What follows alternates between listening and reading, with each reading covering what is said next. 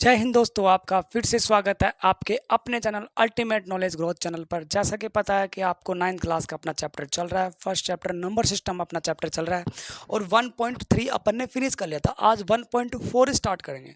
तो 1.4 का question number first करवाने से पहले मैं आपको कुछ चीज़ें बताता हूँ। रैशनल इरेशनल से चीज़ें मैंने आपको बता दी थी कि रैशनल नंबर क्या होता है, इरेशनल नंबर क्या होता है, ये चीज़ें मैंने आपको बता दी। लेकिन रैशनल पर ऑपरेशन, रैशनल का सबट्रैक्ट करना, रैशनल इरेशनल का ऐड करना, मल्टीप्लाई करना, डिवाइड करना, ये चीज़ मैंने आपको नहीं बताई थी। तो देखो ये पहले मैं आपको समझा देता हूँ और फिर करवाऊंगा। तो देखो, रैशनल नंबर है, कोई भी रैशनल नंबर है। रैशनल नंबर में अगर मैं इरेशनल नंबर ऐड करूंगा तो क्या आएगा?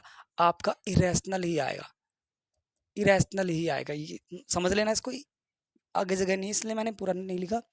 रैशनल में इरेशनल ऐड करूंगा तो इरेशनल ही आएगा। जैसे प्रूव कर दीजिए ना, जैसे 2 है और 2 में √2, ये आपका 2 रैशनल है, √2 इरेशनल है। यानी अब आपको ये भी पता है कि √2 की वैल्यू 1.414 होती है, ठीक है।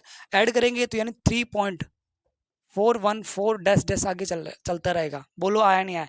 ये रैशनल है, ये इरेशनल है। सर ये इरेशनल पता है आपको? रैशनल पी अपॉन क्यू की फॉर्म में लिख सकते हैं, 2/1 पी अपॉन क्यू बना ही नहीं बना, तो ये रैशनल है। तो ये रैशनल नंबर है, ये इरेशनल नंबर है। ऐड किया 3.1414 डैश डैश आया, यानी रैशनल में इरेशनल ऐड किया या इरेशनल में रैशनल ऐड कर दो, बात एक ही है। अरे √2 में 2 ऐड कर दो, बात तो एक ही ना। रैशनल में इरेशनल ऐड कर दिया, इरेशनल में रैशनल ऐड कर दिया, आपका आंसर क्या आएगा? इरेशनल ही आएगा। इसी तरह रैशनल में, अगर आप रैशनल में से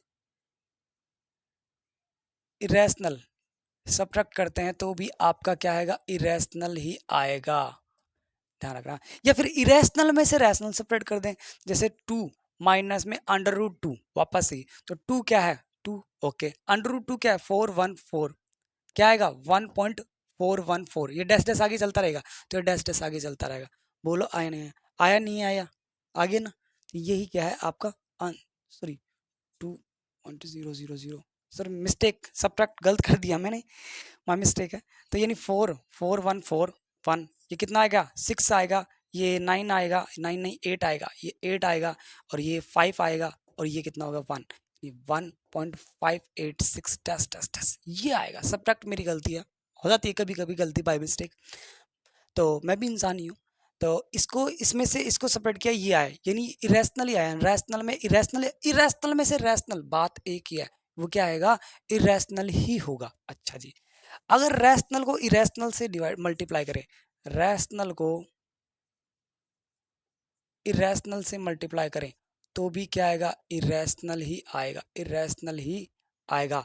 और रैशनल को इरेशनल से डिवाइड करें तो भी क्या आएगा? इरेशनल ही आएगा। ये चीज आपको पता होनी चाहिए, ये चीज आपको पता होनी चाहिए। अब देखो, अब क्वेश्चन पे आते हैं। पहला question, classify the following number as a irrational या रैशनल। यानी आपको नंबर्स को क्लासिफाई करना है कि आपका नंबर्स रैशनल है या इरेशनल है। तो फर्स्ट का फर्स्ट देखिए, 2 माइनस में √3। 2 क्या है आपका?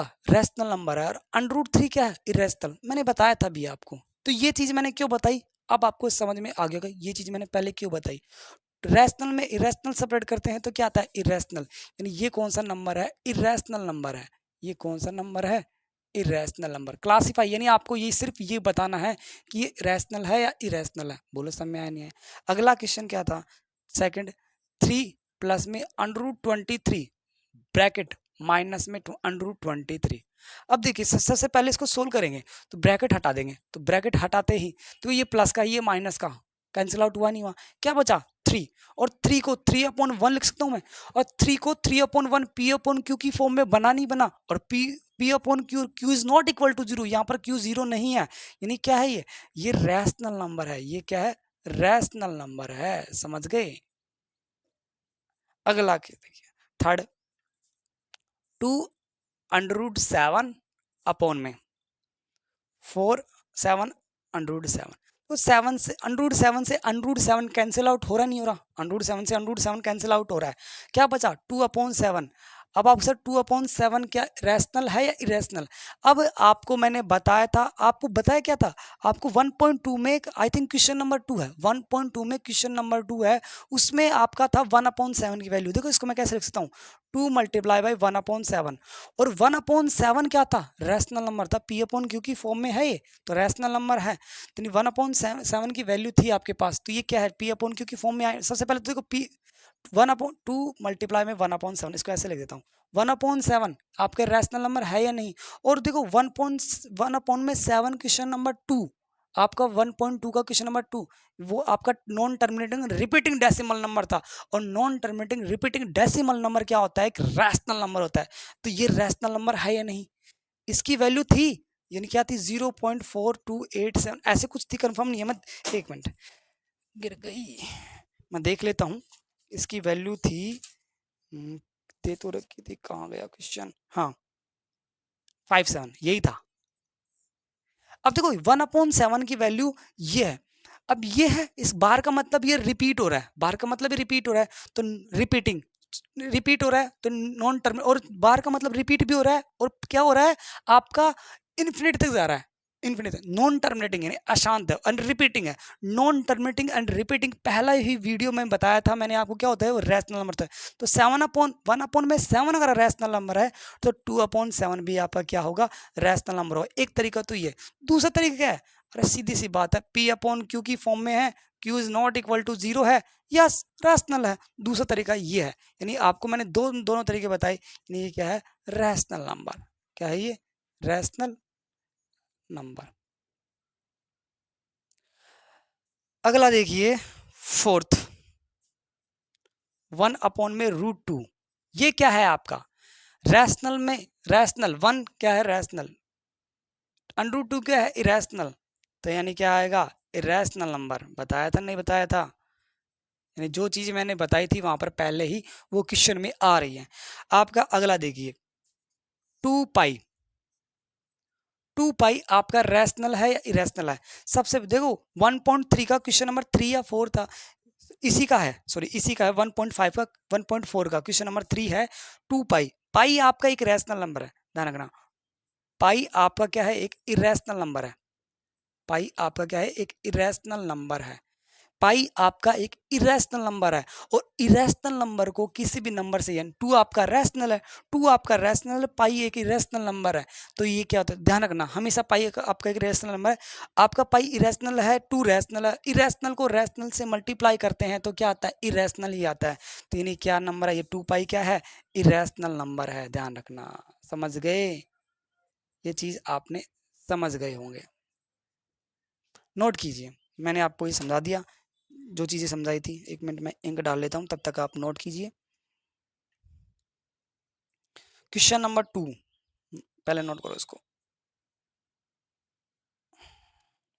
क्वेश्चन नंबर 2 क्या बोले, simplify each of the following expression, क्या कह रहा है, simplify each of the following expression,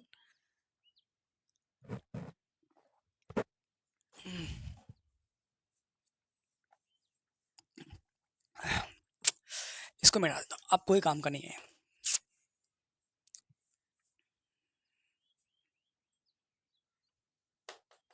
अरे मिट जा रहे,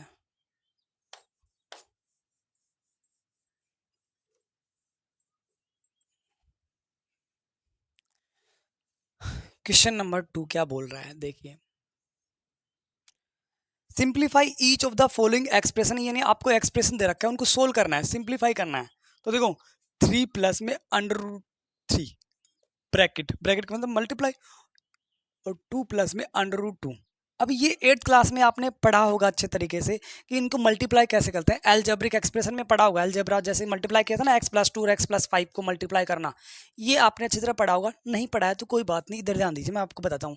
ये पहली टर्म है, इस पहली टर्म को इन दोनों से मल्टीप्लाई करना है, और फिर ये दूसरी टर्म है, फिर इन दोनों से मल्टीप्लाई करना है। तो देखो पहले 3 को 2 से मल्टीप्लाई करेंगे तो 3 × 2 आएगा, ओके, प्लस, प्लस है, प्लस लगा दिया, 3 को √2 से मल्टीप्लाई करेंगे, 3 √2 प्लस, अब इस 3 को इन दोनों से मल्टीप्लाई कर दिया था, अब इस √3 को इन दोनों से मल्टीप्लाई करेंगे, √3 को मल्टीप्लाई करेंगे 2 से, और इस अंडरूट, अब इसी अंडरूट 3 को अंडरूट 2 से, अंडरूट 3 मल्टीप्लाई बाय अंडरूट 2, ये है 3 को 2 से मल्टीप्लाई किया 6, ये 3√2, ये भी 3√2 अंडरूट, ओके ये अलग है 2√3, ये क्या है 2√3, और ये क्या है देखो √3 को √2 से मल्टीप्लाई करेंगे √6 आएगा, क्या आएगा √6, यही क्या है आपका आंसर है। इससे आगे ये सोल्व हो ही नहीं सकता, इससे आगे सोल्व हो ही नहीं सकता, यही क्या है आपका आंसर है। नोट कीजिए इसको।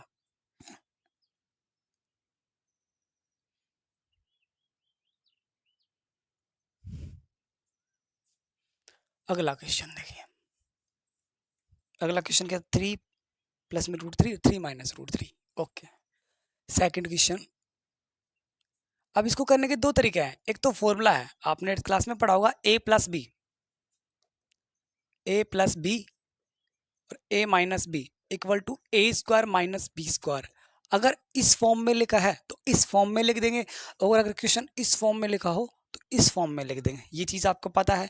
और दूसरा तरीका क्या है, एक तो ये फॉर्मूला है, एक क्या है इस 3 को इन दोनों से मल्टीप्लाई, फिर √3 को इन दोनों से मल्टीप्लाई, और दूसरा तरीका क्या है ये a प्लस बी और a माइनस बी।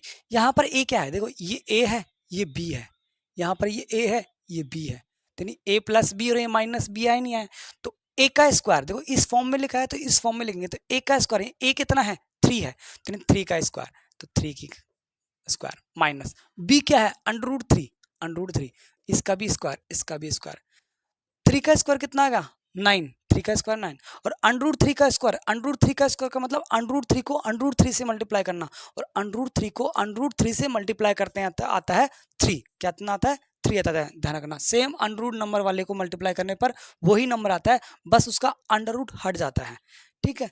और 9 में से 3 सेपरेट किया 6 आया, क्या आया आंसर, देखो √3 को √3 से मल्टीप्लाई करते हैं तो आता है 3, मैं प्रूव कर देता हूँ, देखो अंडर है तो अंडर लगा दिया, 3 को 3 से मल्टीप्लाई किया कितना आया 9, और 9 का अंडर कितना होता है 3, बोलो आता ही नहीं आता 3, ये मैंने आपको प्रूव कर दिया। इसी तरह इसी का थर्ड पार्ट, सेकंड का थर्ड पार्ट देखिए कौन सा है, √5 प्लस में √2 का होल स्क्वायर। अब आपको फॉर्मूला पता होगा, 8th क्लास में फॉर्मूला पढ़ा होगा आपने, a प्लस बी का होल स्क्वायर, ए स्क्वायर प्लस में बी स्क्वायर प्लस में 2ab, ये बहुत अच्छे तरीके से आपने पढ़ा होगा। तो यहाँ पर a क्या है √5 और b क्या है √2, जहां पर a है वहां पर √5 पुट कर दो, जहां पर b है वहां पर √2 पुट कर दो, बस और कुछ नहीं करना आपको ज्यादा। तो a क्या है √5 का होल स्क्वायर, b क्या है √2 का होल स्क्वायर, 2 मल्टीप्लाई, a क्या है √5 और b क्या है √2। अच्छा जी, √5 का स्क्वायर यानी √5 को √5 से मल्टीप्लाई करना कितना आता है 5 आता है। मैंने बताया था कोई भी दो नंबर अंडर में हो और सेम हो तो वो ही आंसर आएगा, बस उसका अंडर हट जाएगा। इसी तरह √2 का स्क्वायर यानी √2 को √2 से मल्टीप्लाई करना 2 आएगा प्लस में। अब देखो ये अंडर वाले नंबर है, ये दोनों सेम नहीं है, सेम नहीं है तो क्या करेंगे, अंडर आपका आएगा और जो अंडर के अंदर जो नंबर है वो मल्टीप्लाई कर देंगे 10, 5 और 2 10, बोला है, ये कितना आया 7, 7 प्लस में 2√10, यही क्या है आपका आंसर है, नोट कीजिए।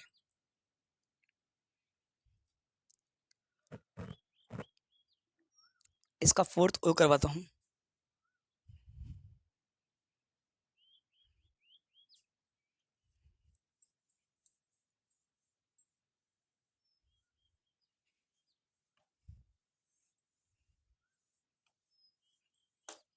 फोर्थ देखिए क्या है, क्वेश्चन नंबर सेकंड का 5 माइनस में √2, यही है 5 माइनस सॉरी √5 माइनस √2, अरे ये तो आ चुका अपना ऐसा ही क्वेश्चन, कौन सा क्वेश्चन नंबर सेकंड देखो इसी का, a minus b a plus b a square minus b square उसी फॉर्म में है, कोई दिक्कत नहीं। आपको पता है a माइनस बी और a प्लस बी इस फॉर्म में, a की जगह √5 b की जगह √2, a की जगह √5 b की जगह √2, बोलो है या नहीं, यहाँ पर माइनस की जगह माइनस और प्लस की जगह प्लस, इस फॉर्म में है तो इसको किस फॉर्म में लिखेंगे, इस फॉर्म में, ए स्क्वायर माइनस बी स्क्वायर। मैंने बताया था अगर क्वेश्चन इस फॉर्म में लिखा हो तो इस फॉर्म में लिखते हैं, और इस फॉर्म में लिखा हो तो इस फॉर्म में लिखते हैं, ये चीज है। तो देखो ए कितना है √5, तो √5 का होल स्क्वायर। बी कितना है √2, तो √2 का होल स्क्वायर। √5 का होल स्क्वायर का मतलब √5 को √5 से मल्टीप्लाई करना, और √2 के सेम नंबर को मल्टीप्लाई करते हैं तो सेम नंबर ही आता है, बस उसका √ हट जाता है। इसी तरह √2 का स्क्वायर 2 और 5 - 2 आपका आंसर आ गया 3। हलवा क्वेश्चन था, कोई दिक्कत नहीं, नोट कीजिए।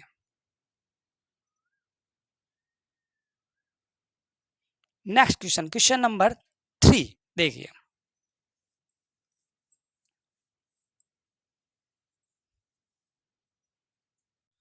क्वेश्चन नंबर 3 देखिए।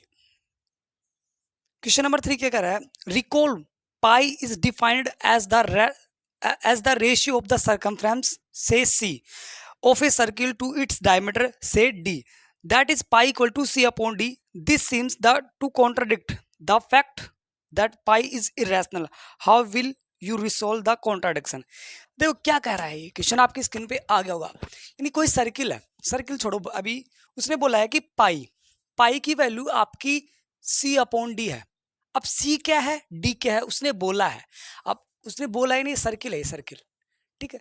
इस सर्किल के सरकमफ्रेंस, सर्किल का सरकमफ्रेंस को उसने बोला है सी, सर्किल के सरकमफ्रेंस को उसने क्या बोला है सी बोला है। और ये आपका सेंटर पॉइंट, और सेंटर पॉइंट से काटते हुए जाए वो उसको क्या बोला है उसने, डायमीटर को क्या बोला है डी। यानी सी बोला है सरकमफ्रेंस ऑफ सर्किल और डी बोला है डायमीटर ऑफ सर्किल, उसने ये बोला है। और पाई की वैल्यू सी अपॉन डी होती है, ये आपको पता है, पाई की वैल्यू होती है सी अपॉन में D, circumference of circle upon में डायमीटर ऑफ सर्किल, ये पाई की वैल्यू होती है। अब उसने बोला कि पाई एक रैशनल नंबर है।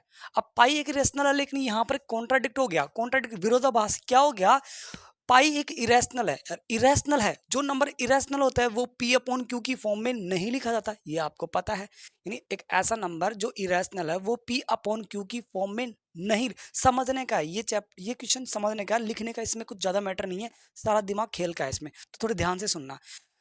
इरेशनल, पाई एक इरेशनल है, पाई आपका इरेशनल नंबर है, क्योंकि पाई की इन्फिनिटी तक वैल्यू जाती है पॉइंट के बाद, पाई एक इरेशनल नंबर है।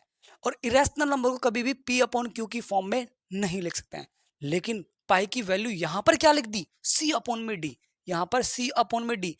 एक तरफ आप पाई को क्या बोल रहे हो इरेशनल नंबर, और एक तरफ पाई की वैल्यू पी अपॉन क्यू की फॉर्म में लिख रहे हो, ये तो कॉन्ट्राडिक्ट हो गया ना, अलग अलग चीज हो गई ना। एक तरफ पाई को आप रैशनल बोल रहे हो, इरेशनल बोल रहे हो, तो इस चीज को आपको सॉर्ट आउट करना है। अब इस चीज को सॉर्ट आउट करना है तो देखिए, पाई की वैल्यू आपकी क्या होती है, सबसे पहले चीज बताइए सर। पाई की वैल्यू आपकी होती है 22/7, तो सर ये तो पी अपॉन क्यू की फॉर्म में है, लेकिन पाई की वैल्यू 22/7 एग्जैक्ट कभी नहीं होती, अप्रोक्सीमेट, अप्रोक्सीमेट, यानी पाई की वैल्यू कभी भी एग्जैक्ट 22/7 नहीं होती, वो अप्रोक्सीमेट होती है। सोल्व करने के लिए अपन की 22/7 अपन ने मान रखी है उसकी, ठीक है, कभी भी एग्जैक्ट नहीं होती है, ध्यान रखना। जैसे 10 को 2 से डिवाइड करते हैं तो 5 एग्जैक्ट आता है, ये अप्रोक्सीमेट नहीं है, एग्जैक्ट आता है। लेकिन पाई की वैल्यू 22/7 एग्जैक्ट नहीं होती, ये पॉइंट के बाद इन्फिनिटी तक चलती रहती है, इसलिए इसको 22/7 अपन ने मान रखा कि अप्रोक्सीमेट इसके आसपास ये होती है। अब पाई की वैल्यू 22/7, ये तो पी अपॉन क्यू की फॉर्म में है, लेकिन ये अप्रोक्सीमेट है, यहाँ पर पाई की वैल्यू सी अपॉन में डी।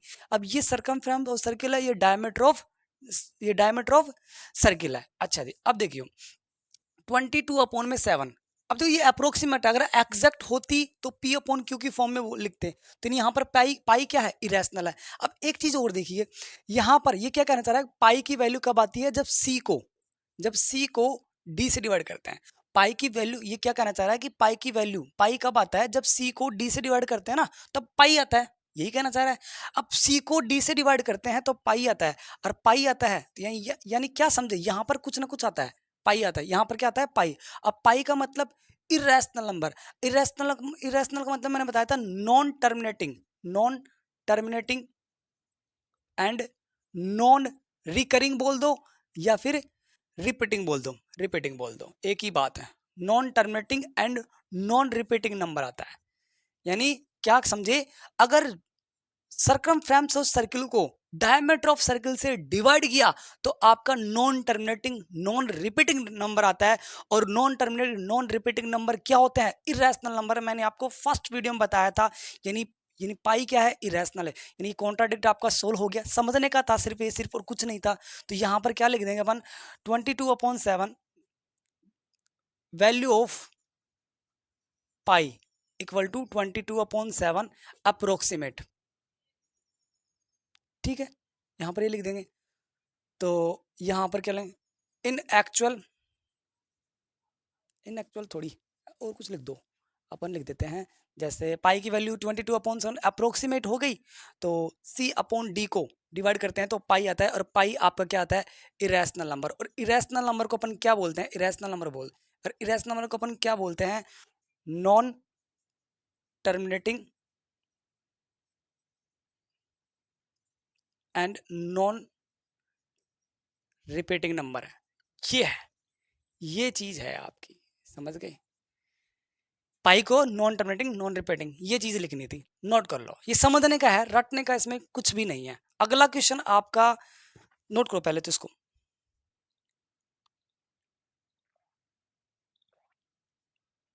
एकदम से धूप निकल आई, पहले बारिश का मौसम हो रहा था। अगला क्वेश्चन देखो, फोर्थ क्वेश्चन क्या कह रहा है? फोर्थ क्वेश्चन वैसे आपके एग्जाम में आने लायक नहीं है, फिर भी मैं आपको करवा देता हूं। और उसके लिए फोर्थ क्वेश्चन के लिए आपको क्या चाहिए? कंपास चाहिए, स्केल चाहिए, प्रोडक्टर चाहिए, आपको ये सारी चीजें, पेंसिल चाहिए, सारी चीजें चाहिए, तभी ये क्वेश्चन कर पाओगे आप। तो मैं आपको ओरली समझा रहा हूँ पूरा, मेरे पास तो ये चीज है नहीं, तो आपको ऐसे समझा रहा हूँ। आप इसको दोबारा वीडियो लेके और दोबारा समझना है। अभी फिलहाल के लिए ऐसे समझ लो, ठीक है? अभी तो आप कहाँ लेने जाओगे, वीडियो ले रहे हो। और अगर है किसी के पास, वो तुरंत लेके फिर वीडियो स्टार्ट कर ले। देखिए क्या कह रहा है? 9.3 का अनरूट, यानी क्या कह रहा है कि क्वेश्चन नंबर 4, 9.3 को नंबर लाइन पर रिप्रेजेंट कर दी। तो 9.3 ए आपका एक इरेशनल नंबर है, ध्यान रखना। इरेशनल नंबर को आपको नंबर लाइन पर रिप्रेजेंट, 9.3 को नंबर लाइन पर रिप्रेजेंट करना है आपको। सबसे पहली चीज तो ये देखिए। अच्छा जी, अब 9.3 का अंडर रूट है, 9.3 नहीं, 9.3 के अंडर रूट को नंबर लाइन पर रिप्रेजेंट करना है। तो सबसे पहले आपको क्या करना है? स्केल लेना। स्केल लेने के बाद 9.3 सेंटीमीटर का आप एक लाइन ड्रॉ कर लेंगे। 9.3 सेंटीमीटर की एक लाइन ड्रॉ कर लेंगे। ध्यान रखना, मैं इसको लिख रहा हूँ वैल्यू। 9.3 सेंटीमीटर की एक लाइन आप ड्रॉ कर लोगे। ड्रॉ कर ली। ड्रॉ करने के बाद आपको क्या करना है? इसको नाम दे दो ए, इसको नाम दे दो आप बी। फिर उसके बाद आप क्या करोगे? यहाँ से 1 सेंटीमीटर और एक्स्ट्रा ड्रॉ कर लो। यहाँ से 1 सेंटीमीटर और आप एक्स्ट्रा ड्रॉ कर लेंगे, लाइन एक्स्ट्रा 1 सेंटीमीटर, यानी कि इसको नाम दे देंगे अपन सी। अब क्या करेंगे? इसके अंदर परपेंडिकुलर बाइसेक्टर करेंगे। क्या करेंगे? Perpendicular bisector. परपेंडिकुलर बाइसेक्टर का मतलब क्या होता है? परपेंडिकुलर मतलब कंपास के अंदर आधी से ज्यादा अर्क लेंगे। कंपास के अंदर लेंगे, कंपास के अंदर आधी से ज्यादा अर्क लेंगे और ऊपर काटेंगे, नीचे काटेंगे, यहां पर रखकर। और फिर यहां पर रखकर ऊपर काटेंगे, यहां पर रखकर नीचे काटेंगे। ठीक है, तो यहां पर रखकर ऊपर काटेंगे, नीचे काटेंगे और इसको मिला देंगे। मिलाने के बाद ये आपके ऐसे कटेगा। कटने के बाद ये आधा आधा, हाफ हाफ आपका हो जाएगा। ये हाफ हाफ आपका हो जाएगा। इसके बाद क्या करेंगे? इसको इसको यहां से रखेंगे और इसको यहां से ऐसे मिला देंगे। यहाँ पर रखकर कंपास के अंदर ये लेके और इसको ऐसे मिला देंगे, ऐसे। समझ गए?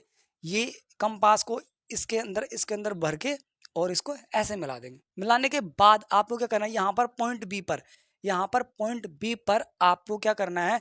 90 डिग्री का एंगल बनाना है। अब आपके पास प्रोडक्टर होना चाहिए। प्रोडक्टर को यहाँ पर रखो और 90 डिग्री का एंगल बनाओ। और 90 डिग्री का एंगल जैसे यहाँ पर पॉइंट आएगा 90, तो इसको सीधा मत मिलाना, सीधा जैसे मिला दिया आपने सीधा।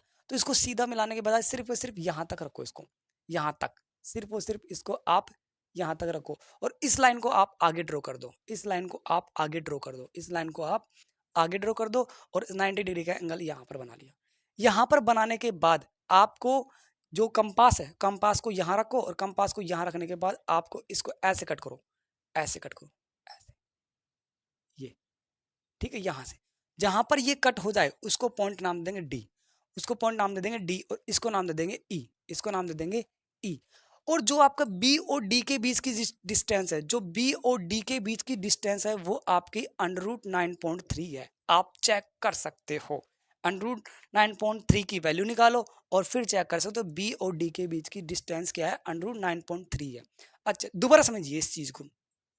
सबसे पहले क्या करना है आपको, 9.3 सेंटीमीटर का स्केल लेना है। 9.3 सेंटीमीटर का एक लाइन ड्रॉ कर लेंगे। 9.3 ए से बी की वैल्यू कितनी है, 9.3। अब 9.3 के बाद 1 सेंटीमीटर की वैल्यू और एक्स्ट्रा ले लो, तो 1 सेंटीमीटर की और ले ली, इसको नाम दे दिया सी। अब क्या करेंगे, इसका परपेंडिकुलर बाइसेक्टर करेंगे, यानी हाफ हाफ में डिवाइड करेंगे। इसका परपेंडिकुलर बाइसेक्टर करेंगे तो मतलब बिल्कुल बराबर बराबर पार्ट्स में डिवाइड करेंगे, तो नहीं आधी से ज्यादा कंपास के अंदर अर्क लेंगे और ऊपर और नीचे रख के काट देंगे, और यहाँ पर इस सी पॉइंट पर रखकर ऊपर और नीचे काट देंगे। काटने के बाद अपन क्या करेंगे, इसको मिला देंगे। अब ये बराबर बराबर लाइन में डिवाइड हो गया, जितना ये है उतना ही ये है। अब क्या करेंगे, इसको कंपास के अंदर यहाँ पर कंपास के नोक को यहाँ पर, पेंसिल को यहाँ तक चाप के अंदर अर्क ले लेंगे। अर्क लेने के बाद इसको रखकर पेंस यहाँ पर कंपास को रखकर इसको ऐसे ड्रॉ कर देंगे, और ये यहाँ पर सी पॉइंट पर मिल जाएगा, ए से सी पर। उसके बाद बी पॉइंट पर आपको 90 डिग्री का प्रोडक्टर से क्या बनाएंगे, एंगल बनाएंगे। 90 डिग्री का एंगल बनाने के बाद यहाँ पर पॉइंट आ गया, इस पॉइंट को नाम दे देंगे ई, या डी दे दो, डी दे दो, पहले इसको दे दो या इसको दे दो, कोई बात नहीं। फिर क्या करेंगे, इसको यहाँ से कंपास के अंदर भर के उस कंपास के अंदर अर्क लेके और इसको ऐसे घुमा देंगे। कंपास घुमा, जहां पर एक कट हो गया उस पॉइंट को नाम दे देंगे डी। बी और डी के बीच की डिस्टेंस है वो ही क्या है आपका, √9.3 है। √9.3 है वो बी और डी के बीच की डिस्टेंस। वैसे ये क्वेश्चन एग्जाम में आने वाला नहीं था, फिर भी मैंने आपको करवा दिया। नोट कीजिए इस क्वेश्चन को। अब आपको कैसे करना है, ये नोट तो करना क्या है, इसको स्क्रीनशॉट ले लो और समझ लिया आपने। अब कंपास से आपको खुद बनाना है ये चीजें, पेंसिल स्केल कंपास सब प्रोडक्टर सब कुछ लेके फिर बनाना है आपको। नोट कीजिए इसको। नेक्स्ट क्वेश्चन देखते हैं, 5th वाला।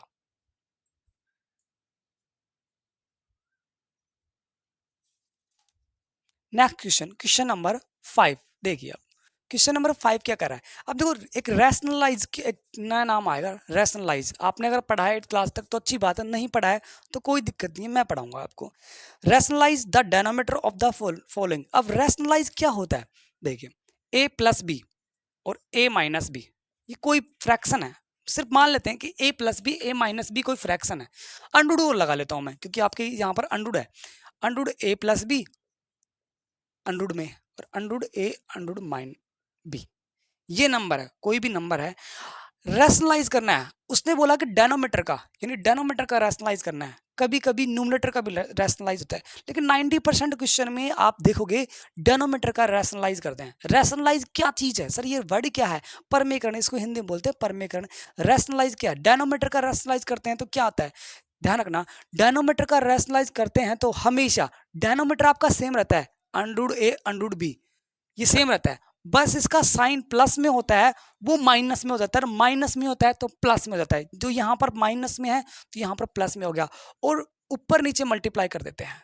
डेनोमीटर आपका सेम रहता है, डेनोमीटर आपका सेम रहता है, माइनस होता है। डेनोमीटर का कर रहा हूं मैं रैशनलाइज अभी, डेनोमीटर का, और माइनस है तो प्लस लगा देंगे और ऊपर नीचे मल्टीप्लाई कर देंगे। अगर मैं कहूं कि न्यूमरेटर का रैशनलाइज करता हूं, न्यूमरेटर क्या है, अंडूड ए प्लस में अंडूड बी, तो क्या करूंगा, यहां पर प्लस है तो ये भी मैं सेम रखूंगा, अंडूड ए अंडूड बी अंडूड ए अंडूड बी, इसमें कोई डिफरेंस नहीं होगा। यहां पर प्लस है तो यहां पर क्या लग जाएगा, माइनस। अब ये तो था सर ए बी से, नंबर से समझा दो सर, थोड़ा सा और क्लियर हो जाएगा हमारा, जैसे हमको दिक्कत नहीं आएगी न। तो नंबर से देखिए, √7 प्लस में √5 माइनस में √3, ये नंबर है। सपोज कोई कहे कि आपको डेनोमीटर का रैशनलाइज करना है, डेनोमीटर का रैशनलाइज का मतलब डेनोमीटर को यूज लेना है। डेनोमीटर यहाँ पर क्या है, √5 माइनस में √3, तो √5 और √3 तो आएगा, √5 और √3 तो आएगा। यहाँ पर माइनस है तो यहाँ पर क्या लग जाएगा, प्लस आएगा।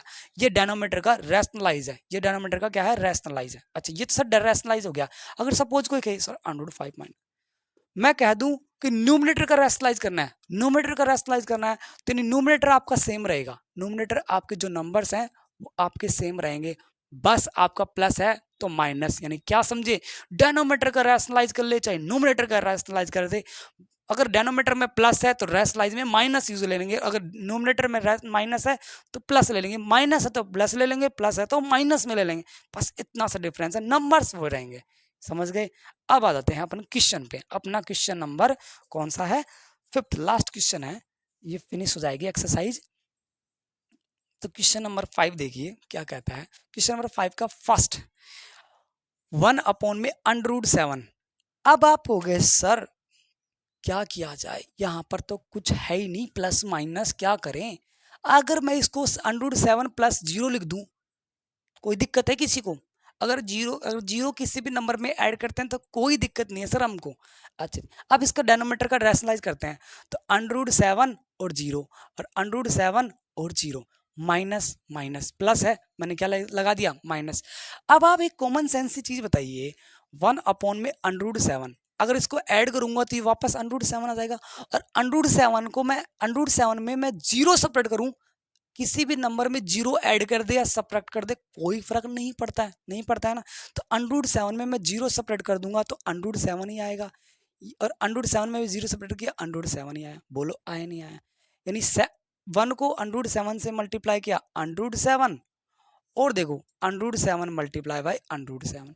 अब आपको ये तो पता है ही, ये √7 है, और √7 को √7 से मल्टीप्लाई किया, यानी अंडरूट के सेम नंबर मल्टीप्लाई हो रहे हैं, तो यानी आपका आंसर क्या आएगा, 7 ही आएगा। बस क्या होगा, उसका अंडररूट हट जाएगा। समझ में आया है नहीं आया? अगला क्वेश्चन इसी का देखिए, सेकंड पार्ट, इससे और क्लियर हो जाएगा।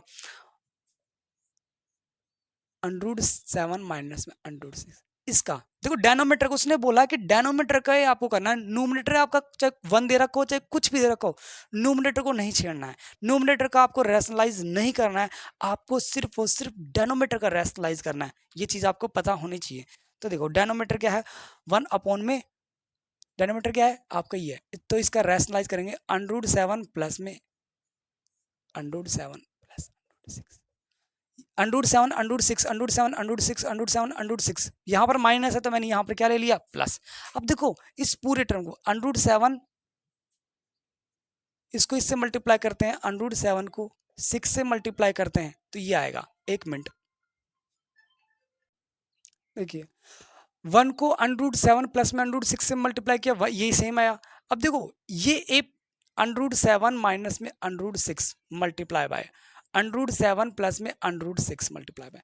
अब देखो a minus b a plus b, तो यानी यहाँ पर a माइनस बी और a प्लस बी, बोलो दिख रहा नहीं दिख रहा, तो a² माइनस b² आएगा नहीं आएगा, a minus b a plus b, बोलो है या नहीं, तो यानी a² माइनस b² आएगा नहीं आएगा, आएगा। इस फॉर्म में लिखा, इस फॉर्म में लिखा हो तो इस फॉर्म में लिखेंगे, इस फॉर्म में लिखा हो तो इस फॉर्म में लिखेंगे, ये चीज आपको पता होनी चाहिए। तो देखिए √7 प्लस में √6, तो ऊपर उसको छेड़ेंगे नहीं अपन, a का स्क्वायर, यानी a कितना है, √7 है, तो √7 का स्क्वायर माइनस √6 यानी √6 का होल स्क्वायर, बोला है नहीं, यानी √7 प्लस में √6 अपॉन में 7 का स्क्वायर, √7 का स्क्वायर 7, और √6 का स्क्वायर 6, और 7 माइनस 1, सॉरी 7 माइनस 6 क्या होता है, 1, और 1 से डिवाइड करेंगे कोई फर्क नहीं पड़ता है, यानी आपका आंसर आ गया √7 प्लस में √6, ये आपका क्या आ गया, आंसर आ गया। नोट कीजिए इसको। अगला क्वेश्चन देखिए, क्वेश्चन नंबर 5th का थर्ड,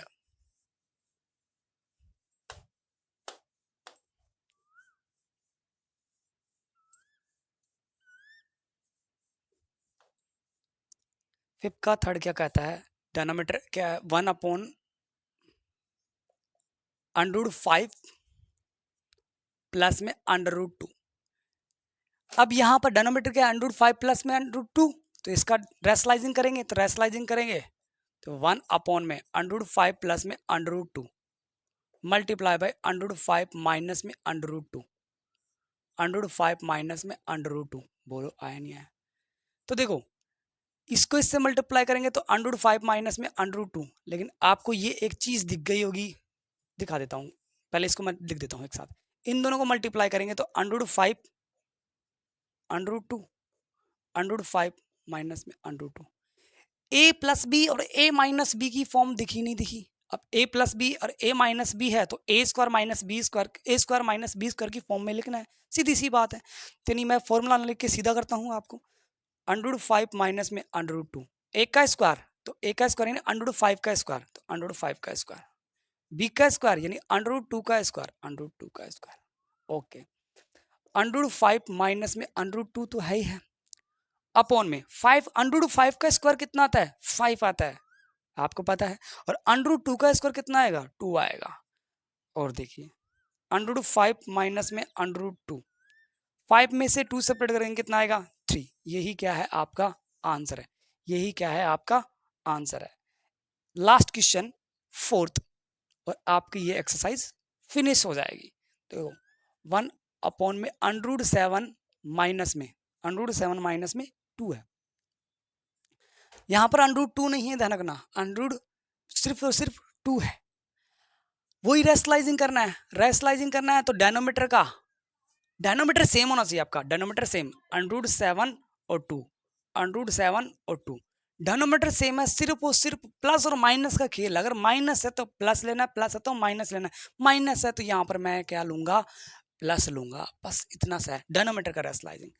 ओके, अब इसको इससे मल्टीप्लाई करें तो कोई फर्क नहीं पड़ेगा, तो ये ऐसे कैसे आएगा? अपॉन में। अब देखो इसको इससे मल्टीप्लाई, अंडर रूट 7 माइनस में 2 और अंडर रूट 7 प्लस में 2, बोलो ए माइनस बी, ए प्लस बी आया नहीं आया?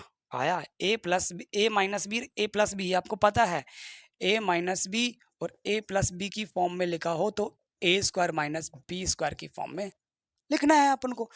ए क्या है? अंडर रूट 7 है, और बी क्या है? 2 है, अंडर रूट 2 नहीं 2 है, ओनली ध्यान रखना।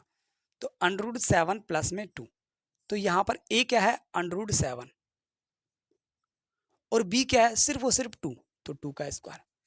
अब ध्यान रखना 2 का स्क्वायर 4 होगा, कभी 2 कर दो, 2 का स्क्वायर 2, अंडर रूट 2 का स्क्वायर 2 था, 2 का स्क्वायर 4। ओके, तो देखो अंडर रूट 7 प्लस में 2, 7 का square, under root 7 sorry, under root 7 का स्क्वायर 7 माइनस में 2 का स्क्वायर 4, अंडर रूट 7 प्लस में 2, और 7 में से 4 सेपरेट करेंगे तो कितना आएगा? 3। यही आपका क्या है? आंसर है। नोट कर लीजिए और चेक कर लीजिए अच्छी तरीके से। आपकी 1.4 फिनिश हो गई है।